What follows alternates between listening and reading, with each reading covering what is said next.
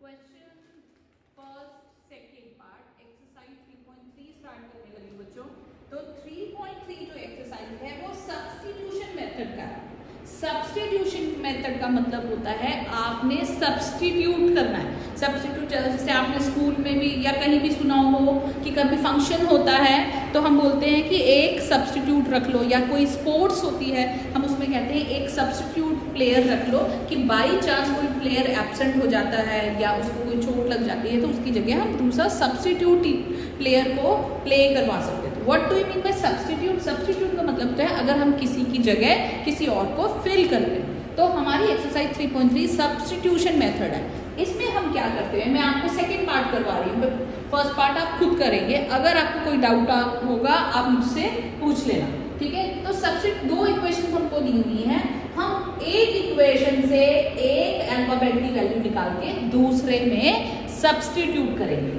देखो कैसे, देखो फर्स्ट इक्वेशन हमको क्या दी हुई है बच्चों, हमें फर्स्ट इक्वेशन दी हुई है s minus T is equal to 3, ठीक है। ये आप s minus T is equal to 3 हमारी फर्स्ट इक्वेशन है, और s upon 3 plus t upon 2 is equal to 6 हमारी सेकेंड इक्वेशन। अब आप कहोगे फ्रॉम इक्वेशन, ये इक्वेशन का साइन होता है इक्वेशन 1, ये इक्वेशन का साइन होता है equation 1 s minus T is equal to 3, s की वैल्यू कितनी होगी 3 प्लस टी, माइनस टी है, टी उधर जाके क्या हो जाएगा प्लस। आप इन दोनों में से किसी की भी वैल्यू निकाल एक दूसरी इक्वेशन में सब्स्टिट्यूट कर सकते हो। अब s हमारा कितना आ गया 3 प्लस टी, ठीक है। पुट दिस इन इक्वेशन 2, ये सेकेंड इक्वेशन में हम s की वैल्यू 3 प्लस टी पुट करेंगे। तो s अपॉन 3 है, s अपॉन 3 की जगह मैं लिखूंगी 3 प्लस टी अपॉन 3 प्लस दूसरा t की जगह t रहेगा अपॉन 2 इज इक्वल टू 6। अब आपको इसे सॉल्व करना है, ठीक है। इसको सॉल्व करने के लिए आप एलसीएम निकालोगे 3 और 2 का, 3 और 2 का एलसीएम होता है 6, 3 और 2 का एलसीएम क्या होता है 6। तो 3 2s are 6, तो मैं 3 प्लस 2 को भी 2 से मल्टीप्लाई करूंगी, ठीक है। प्लस 2 3s are, तो t को भी 3 से ही करूंगी, 3t इज इक्वल टू 6।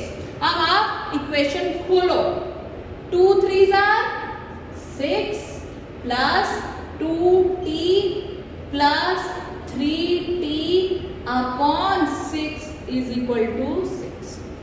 आ गया समझ में, ठीक है। फिर 6 प्लस 2 प्लस 3 कितना हो गया 5t upon 6 is equal to 6। अब यहाँ 6 डिवाइड हो रहा है, सबके साथ नीचे डिवाइड हो रहा है, इक्वली सबके साथ है नीचे।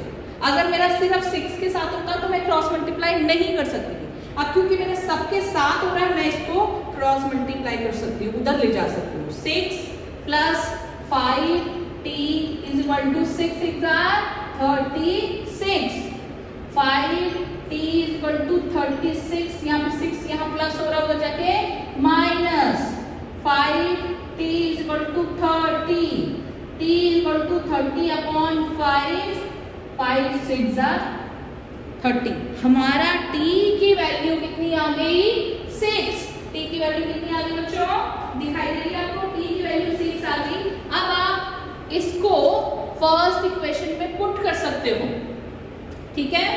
इसको आप फर्स्ट इक्वेशन में पुट करेंगे तो आपकी t की वैल्यू भी आ जाएगी। इधर मैं इसको इधर कर रही हूँ, देखो ध्यान से, t हमने put t equal to 6 in equation 1, चाहे आप इक्वेशन 1 में पुट करो चाहे 2 में, जो इक्वेशन इजी हो उसमें पुट कर लो।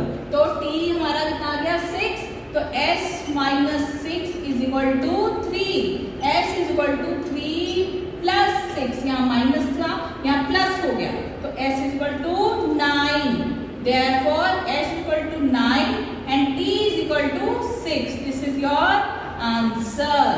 I hope this question is clear to everyone.